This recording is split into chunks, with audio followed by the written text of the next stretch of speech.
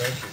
We'll move, and we've got a few presentations. We'll begin with the first one from Metro Planning presentation. Robin MacArthur and Carlotta Collette and Robert Liberty. Good morning to all of you. Good morning. Good morning, President Matador and members of the TriMet Board and Director Hampton. I'm Robin MacArthur. I'm the Planning and Development Director for Metro. I want to thank you very much for the chance to be here today. And I'll provide just a few minutes of context, and then Councilors Liberty and Collette will talk a little bit more specifically about elements of the Making the Greatest Place initiative that are most relevant to TriMet. So what you have in front of you is an executive summary of the Making the Greatest Place initiative. It's an executive summary from our Chief Operating Officer, Mike Jordan, and if you are so inclined, you also have a disc which has all the component parts of the report, which is about 2,000 pages. So go forth knowing that that's a pretty long document. But the executive summary is a kind of a nice summary describing what we're trying to accomplish.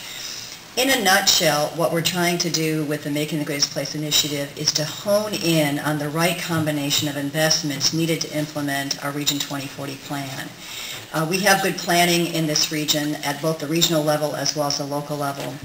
What this is trying to do is to build on those plans and again look at the right combination of tools and investments from transportation, land use, and other infrastructure investments that really help us build our downtowns and main streets and employment areas and go forward in doing that. And really that reinforces transit as well.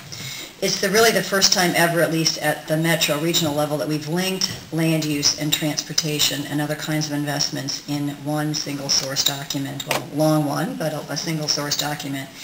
The COO recommendation was issued the 15th of September. We had a month-long public involvement process that was just completed about 2 weeks ago.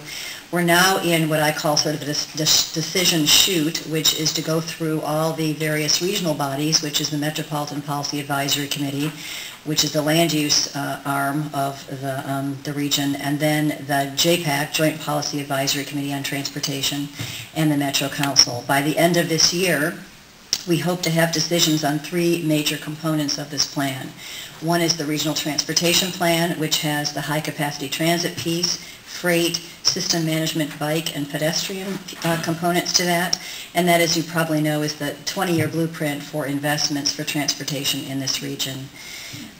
We also hope to adopt intergovernmental agreements between Metro and our three counties, Clackamas, Multnomah, and Washington, to establish urban and rural reserves, which is a 40 to 50-year look at the region, looking at trends and investments and trying to figure out what the landscape might look like for a very long time frame, with the idea that in the future, when we need to expand the urban growth boundary, we do it in a way that we know that really builds in community. And we've taken a look at the ability to provide infrastructure in new areas. So once we adopt urban reserves, we'll know where we want to grow long term.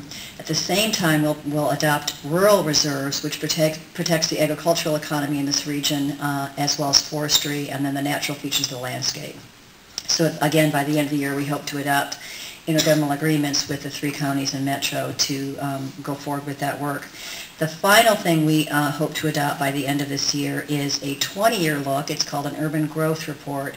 It takes a look at national trends as well as regional trends and projects out employment and population features over the next 20 years, and then tries to build a land use pattern that accommodates that and reinforces our goals of building our downtowns and main streets. I'll just say one more thing about the themes you'll see in the report. The first and foremost theme is really maintain what we have, really look at brownfields, redeveloping brownfields, reinvesting in our downtowns and main streets. And by doing that, we can hold the urban growth boundary relatively tight, knowing full well that we need to make strategic expansions of that urban growth boundary in the future, hopefully in the context of urban reserves. But also, not only does the urban growth boundary reinforce development inside the boundary, it obviously protects our natural resource base outside that urban growth boundary. The final theme is really a focus on jobs, and we want to maintain, really support existing employers, but we want to make sure there's fertile ground for future expansion of employment.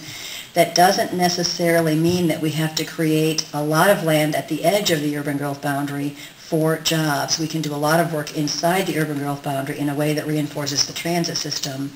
And we're not saying we don't want to expand the urban growth boundary for certain kinds of niche industrial employers like large lot, but we don't think expansion of the job base is synonymous with expansion of the urban growth boundary.